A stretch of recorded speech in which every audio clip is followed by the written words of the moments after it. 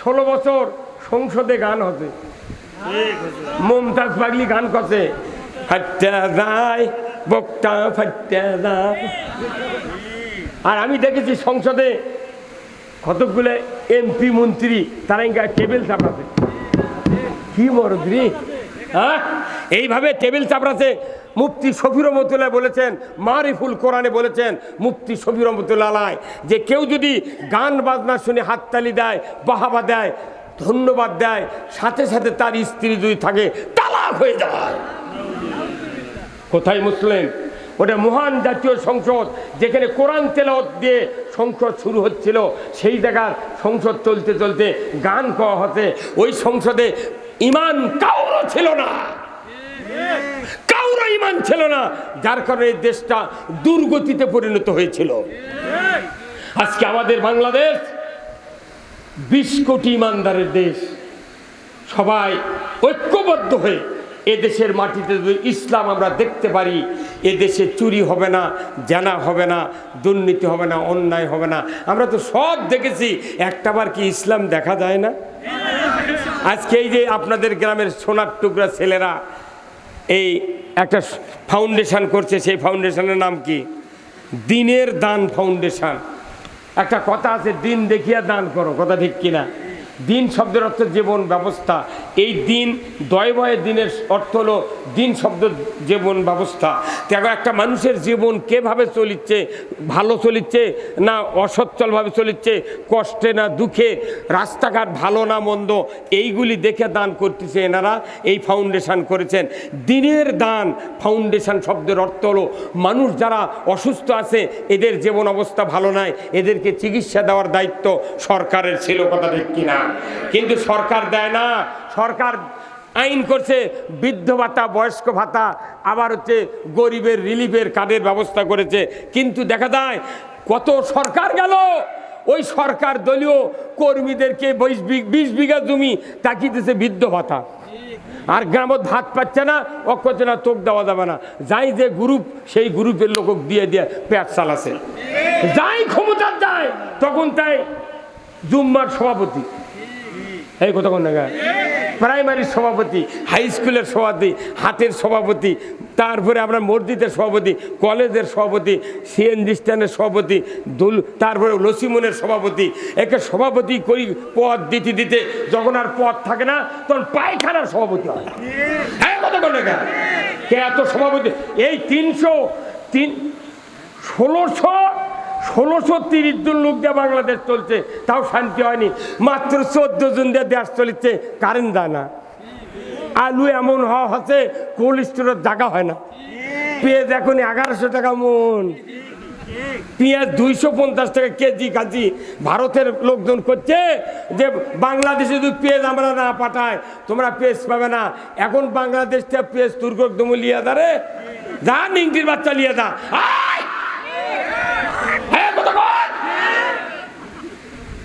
পেঁয়াজ আমি তাহিরপুর সেদিন সভা করছি, পুটিয়া 1100 টাকা মন আমাকে 3 মন দিবার ছিল, কিন্তু আমি 2 মন কিনে এলে চারাক্কানি থেকে পেঁয়াজ লিয়ে সেই পেঁয়াজ 100 মন করে বিঘাকে পেঁয়াজ হতে এবার। আমি সাথিয়াতে মাহফিল করছি ঈদের পরের দিনই 1 তারিখে 100 মন করে পেঁয়াজ হতে নিজামির সিটত। আমি ওনার কবর জিয়ারত করছি, রাত 8:30টায় মাহফিল করছি ওনার বাড়িতে, 100 মন করে পেঁয়াজ হতে।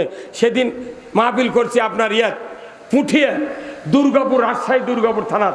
পেঁয়াজ 1100 টাকা মন দিবার সাথে এত পেঁয়াজের দাম কমে গেছে। কি কথা রে, পেঁয়াজ নেওয়ার বলতে ভাই কথাকার।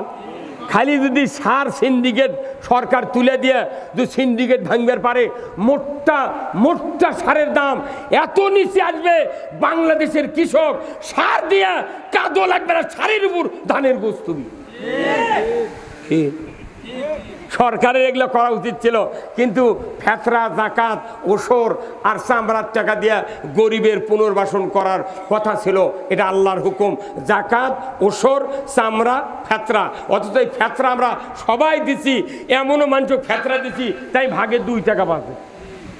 আর যাই ফেতরা প্রথম দিন চাপা রাখছে, বেটা কথা আব্বা বাড়িতে নেই, পরের দিন আসছে কোথায় আব্বা বিটির বাড়িতে লাচ্চা দেবের গেছে, তারই পরের দিন গেছে চাচা ফেতরা দেন, কোথায় খুরসা টাকা নেই।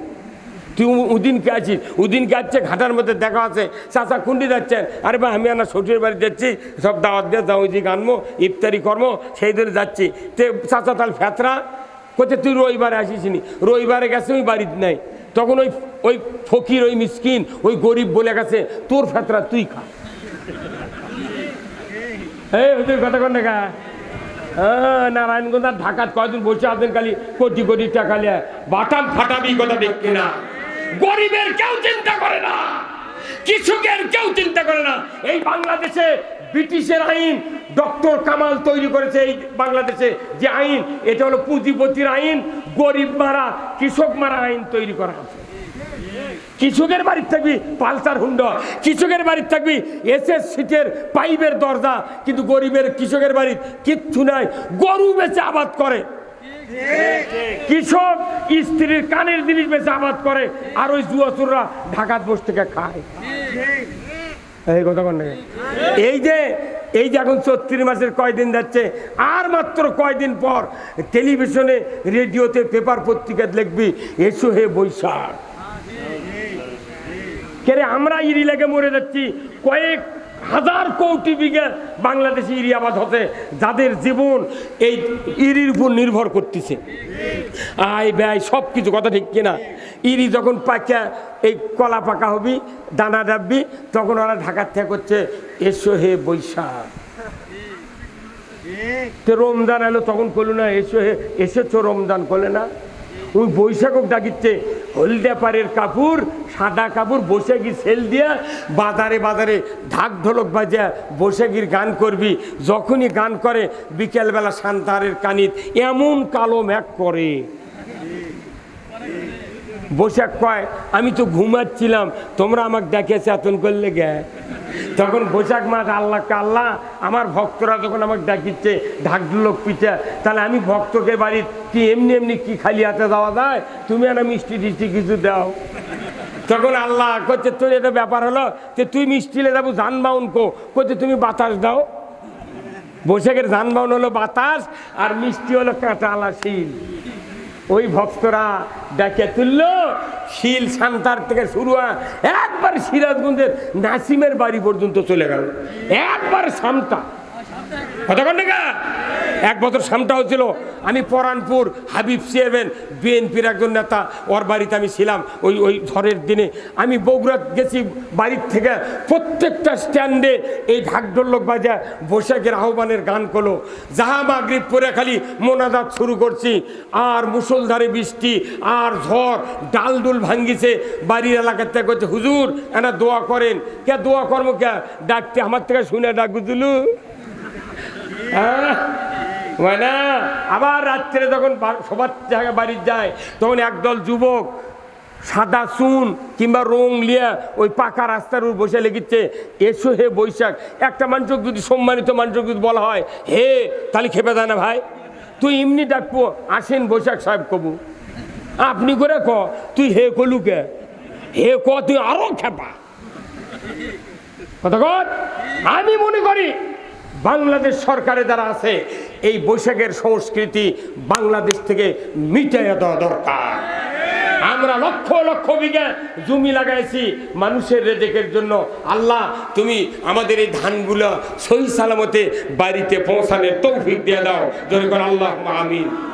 কত মানুষ কৃষি কাজ করেছে, ভুট্টা লাগাচ্ছে, ধান লাগাচ্ছে, আমাদের জীবনের সকল কামাই জমিতে ফেলে দিয়েছি।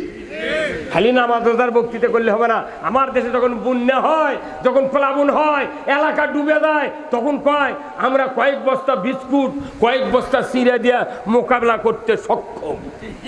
বাপরে মরুদ্রি, বন্যা হচ্ছে ওই মোকাবেলা করবি এমন কথা একটা মন্ত্রী একটা আবহাওয়া বৈশের লোক বললো না। আল্লাহ তুমি এই গজব থেকে আমাদেরকে উদ্ধার করো। জীবনে কয় না, কয় আমরা মোকাবেলা করতে সক্ষম। এই 4 বস্তা বিস্কুটের গামবাজিতে কথা কয়। আমি সকল অবস্থায় আমাদেরকে ভরসা করতে হবে কার উপরে? কার উপরে? আল্লাহর উপরে। সেই ফুলেরই রৌশানিতে আরশ কুরসি রৌশন, সেই ফুলেরই রঙ লেগে আর ত্রিভুবন জ্বালা।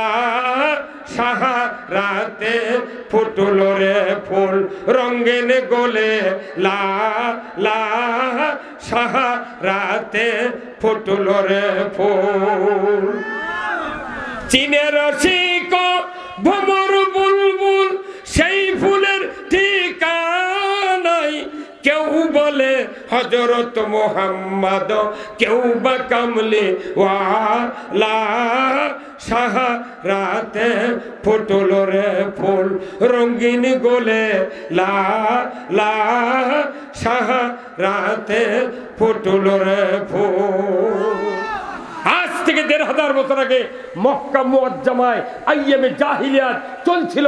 আমার রসুল তার ৩৯ বছর ২৯ দিন ১১ মাস পর্যন্ত এই জাহিলিয়াত, এই মূর্খতার যুগ, অন্ধকার যুগ, মানুষে মানুষে হানাহানি, সুদ ঘুষ, জানা ব্যভিচার, চুরি চামারি, অভাব, জাকাত, মদ, জুয়া, লটারি এইগুলি উৎখাত করার জন্য আল্লাহ রসুল চিন্তা করেছিলেন, কিন্তু কোনো সুরাহা পালেন না। হিলফুল ফুজুল করলেন, তাও পারলেন না। ওনাকে যখন ওহী দেয়া জানাল হলো ইকরা বিসমি রব্বিকাল্লাযী খলাক, পড়ো মুহাম্মদ সৃষ্টিকর্তা রবের নামে, তখন আল্লাহর পরামর্শ জমিনে আসা শুরু হলো। তখনই মানুষটা যখন নবুয়ত পেল, ওই মানুষটার কাল্লা কাটার জন্য ১০০ উট পুরস্কার ঘোষণা করলো আবু জাহেল। উমার স্বীকার হলো আমি কাটতে পারবো। আবু জাহেল বলল আমার ওয়াদা ঠিক, ফাইনাল। তরবারি নিয়ে উমার যায়, দীপ্ত কণ্ঠে সূর্য চিকমিক করছে, তারকা নাই দিনের বেলা, দীপ্রের সূর্যের কারণে চকচকে তরবারি এত চকচক করছে সূর্যের কিরণের কারণে, হাতে নিয়ে যায়। হন হন করে মক্কার আব্দুল্লাহর বেটা মুহাম্মাদের দিকে যায়। প্রতিমধ্যে দেখা হলো নঈম নামের ব্যক্তি। উমার রে, এ উমার, তোমার গতিবিধি তো ভালো না, এত ঊর্ধ্ব শ্বাসে তুমি কোথায় যাও রে উমার? উমার বলে আমার রাস্তা ছেড়ে দাও, আমাকে সময় লস করো না, আমি যাচ্ছি আব্দুল্লাহর বেটা মুহাম্মাদের মাথা কাটার জন্য। ভাইরা আমার, উমারের কথা শুনে নঈমের কলিজা থরথর করে কেঁপে উঠল, গায়ের পশম শিহরে উঠে। নবীজির কাল্লা তুমি কাটবে রে উমার, আমার বিশ্বাস হয় না রে উমার, তুমি যে কাল্লা কাটবে আমার বিশ্বাস হয় না। উমার বলে নঈম রে, রাস্তা ছেড়ে দাও, আমি তীব্র গতিতে গিয়া মুহাম্মাদের মাথা কেটে এনে আবু জাহেলের হাতে দেব। নঈম বলে উমার রে, তুমি শান্ত হও, তোমাকে একটা খবর আমি তোমার কানে পৌঁছায় দেই। বলে কি খবর? তুমি তো মুহাম্মাদের মাথা কাটবে, একটু পরেই কাটো, তোমার বোন আর ভগ্নিপতি ওই মুহাম্মাদের কালেমা পড়ে মুসলমান হয়ে গেছে। এই মাত্র তোমার বোন ফাতেমা, তোমার ভগ্নিপতির বাড়ির কাছ দিয়ে আমি আসলাম রে উমার, তারা কি যেন তেলাওয়াত করছে রে উমার, তুমি যার কাল্লা কাটবে তার পরিমাণ এনে তোমার বোন আর ভগ্নিপতি মুসলমান হয়ে গেছে। উমার, তুমি নিজের ঘর সামলাও, মুহাম্মাদের কাটলা তুমি কাটতে পারবে না। মুহাম্মদ আল্লাহর সিলেকশনকৃত নবী, খবরদার খবরদার দুঃসাহস করিও না। ওমার বোন ভগ্নিপতির কথা শুনি রাস্তা বাইপাস করে বোন ভগ্নিপতির বাসার দিকে ঊর্ধ্বশ্বাসে চলে যাচ্ছে। রাগ করে আমার বোন আর ভগ্নিপতিকে আমি বুঝাই দেবো, কালেমা কেন তুমি পড়লে? এইভাবে উনি হনহন করে চলে যাচ্ছে। ভগ্নিপতির বাসার নিকটবর্তী হতে না হতেই ভেতর থেকে কোরআনুল কারীমের একটা আয়াত ওই উমার ফারুকের কানের ভেতরে পৌঁছে দিলেন কে? উমার ফারুক বোন ভগ্নিপতির বাড়ির কাছে যেতে না যেতেই সূরা তোহার ১২৪ নম্বর আয়াত উমারের কানে পৌঁছে দিলেন। আল্লাহ আয়াত বোন পড়ছে, ওমান আরাদান যিকরি ফাইন্না লাহু মাইশাতান দনকা ওয়া নাহশুরুহু ইয়াউমাল কিয়ামাতি আমা। আল্লাহর কোরআনের এই আওয়াজ যখন উমারের কানে পড়ে গেল, আরবের লোক আরবির অর্থ বোঝে, সাথে সাথে উমার বুঝতে পারল এই আল্লাহর নামের স্মরণ, আল্লাহর নামের উচ্চারণ যখন কেউ কানে পড়ে, ওই মুমিন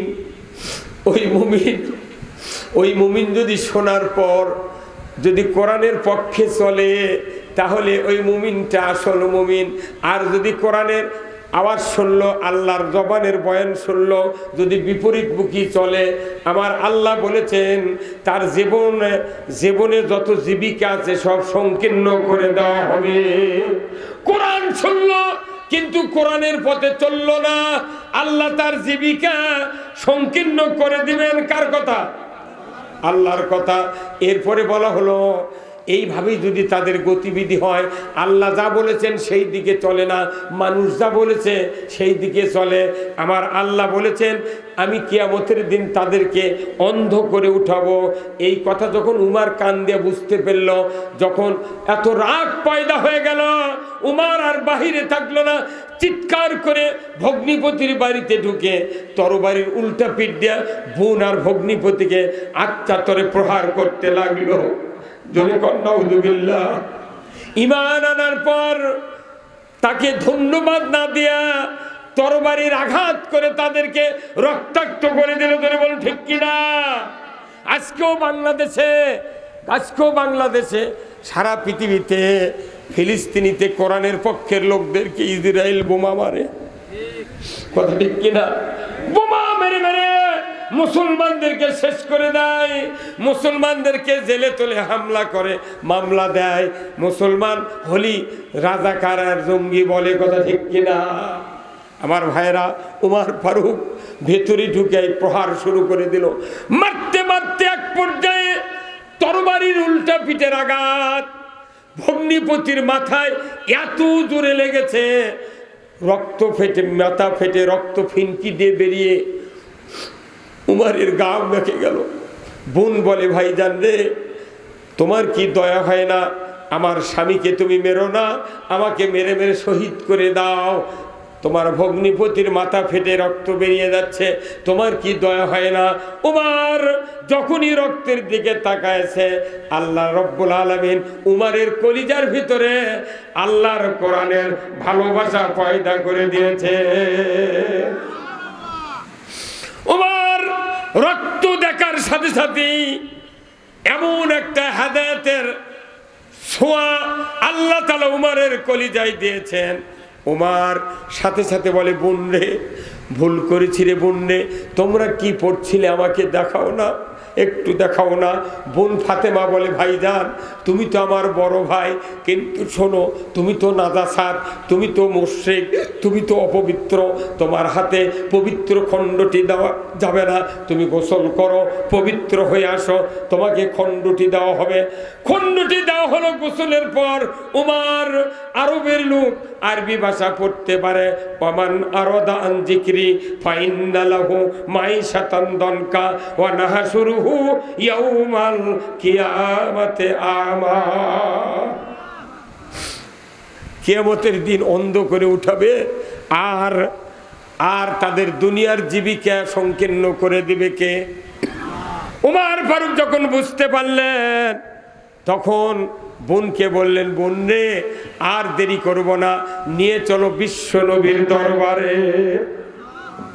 সেই ফুলেরই রৌশানিতে আরশ কুরসি রৌশান, সেই ফুলেরই রং লেগে আজ ত্রিভুবন জ্বালা সাহারাতে।